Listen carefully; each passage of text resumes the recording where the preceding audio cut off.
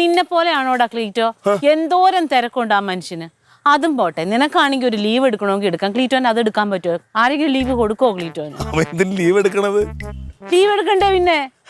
നിനക്കത് അവിടെ പോയില്ലെങ്കിൽ ചോദിക്കാനും പറയാനും ആളുണ്ട്. ഇവൻ പോയാൽ എന്ത്, പോയില്ലെങ്കിൽ എന്ത്? നീ ഉത്തരം മുട്ടുമ്പോ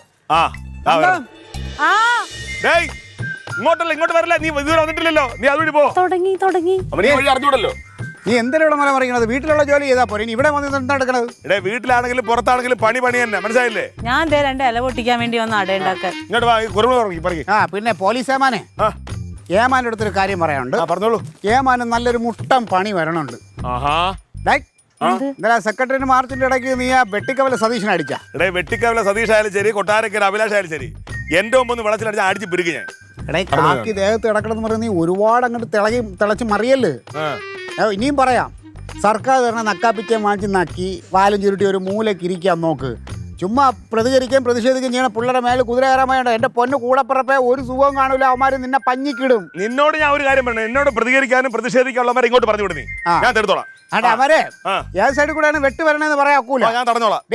നീ കാര്യം പോവാൻ നോക്ക്. അവര് നോക്കി വെച്ചിട്ടുണ്ട്, ചിലപ്പോ നിനക്കും തരും മണി. ഉപദേശത്തിന് നന്ദി. ഞാൻ ഉപദേശിച്ചത് നിന്നോടുള്ള സ്നേഹം കൊണ്ടല്ല. എന്റെ പെങ്ങളും 2 പിള്ളേരും നിന്റെ കൂടെ ഉണ്ടെന്നുള്ളത് കൊണ്ട് മാത്രമാണ് കേട്ടാ. ഞാൻ എവിടെല്ലാം തിരക്ക്, ഇവിടെ വന്ന് നിൽക്കുമായിരുന്നു. എന്ത് കാര്യം? എന്താ ഈ പോയ കാര്യം? എന്താ എല്ലാം സെറ്റാക്കിയ? അത് ഫോട്ടോകോപ്പിയും ആപ്ലിക്കേഷനൊക്കെ കൊടുത്തു. ചെറിയൊരു പ്രശ്നമുണ്ട്. എന്ത് പ്രശ്നം? എന്റെ ലൈസൻസ് കാണുന്നില്ല. തുടങ്ങി. അതങ്ങ് നോക്കിയിട്ടില്ല ക്ലീറ്റ്, അവിടെ തന്നെ ഉണ്ടാവും. മര്യാദക്ക് പോയി നോക്കുക, അപ്പൊ കിട്ടും. അല്ല, പഴയ പേഴ്സിൽ നിന്ന് പുതിയ പേഴ്സിലോട്ട് മാറ്റിയപ്പോ കുറെ പേപ്പർ ഞാൻ എടുത്ത് കളയാൻ തന്നില്ലേ, അതിനകത്തെങ്ങാണ്ട് ആയിപ്പോയി നിന്ന്. എന്റെ പുതിയ പേഴ്സിനകത്ത് എന്തെങ്കിലും എടുത്ത് ഞാൻ തലക്കടിക്കും. ഇവനോട് ഞാൻ മലയാളത്തിൽ ചോദിച്ചത് ഇത് കളയണോ 100 പ്രാവശ്യം ചോദിച്ചില്ലേടാ. അപ്പൊ കളഞ്ഞോ എന്ന് പറഞ്ഞില്ലേ, ഞാനത് അവിടെ കൊണ്ടുവന്ന് കളഞ്ഞു. ഞാൻ അവിടെ പോയി നോക്കി, പക്ഷെ അവിടെ ഇല്ല, പുതിയ പേഴ്സിനും ഇല്ല. നോക്കാനില്ല ഒരു സ്ഥലം. ഞാൻ ഒരു കാര്യം പറയാം, മര്യാദയ്ക്ക് പുല്ല് നോക്കിയെടുത്താ നാളെ അതുകൊണ്ട് കൊടുക്കാം. എനിക്ക് തോന്നുന്നു ആ തമ്പിയാണ് പട്ടി എപ്പോഴും അവിടെ കിടന്ന് ചിക്കിച്ചകണ കാണാം. അതെടുത്തോണ്ട് പോയിട്ടുണ്ടാവും. ആ പട്ടിയാണെങ്കിൽ ലോകം മുഴുവൻ ചുറ്റുന്ന പട്ടിയാണ്. എടുത്തോണ്ട് പോയെങ്കിൽ പോകാം. എടാ, നിനക്ക് വേണ്ടി എന്തെങ്കിലും ചെയ്യാൻ വെച്ച് കഴിഞ്ഞാൽ ഇങ്ങനെയൊക്കെ തന്നെ സംഭവിക്കും, എനിക്കറിയാം.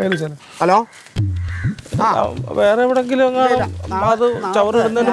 ഇല്ല, ഞാൻ അവിടെ തന്നെ ഇട്ടത്, ആ പറമ്പിലോട്ട് ഇട്ട്. അവനോന്റെ കാര്യങ്ങളെങ്കിലും ഉത്തരവാദിത്തമായിട്ട് സൂക്ഷിക്കാനുള്ള സാമാന്യ ബോധം നമുക്ക് വേണം, മനസ്സിലായില്ലേ? 100 പ്രാവശ്യം ഞാൻ ചോദിച്ചത് എടാ ഇത് ആവശ്യമുള്ള എന്തെങ്കിലും എനിക്കറിയാവോടെ അതിനകത്ത് എന്തൊക്കെയാ വിധിച്ചിട്ടില്ല. അങ്ങനെ ഞാൻ വൈകുന്നേരത്തേക്കൊന്നും വേണ്ടേ, ചായക്ക് വേണ്ടേ? ആ പേര് പറഞ്ഞ പോവല്ലോ നീ. എന്നാ വേണ്ട പോ.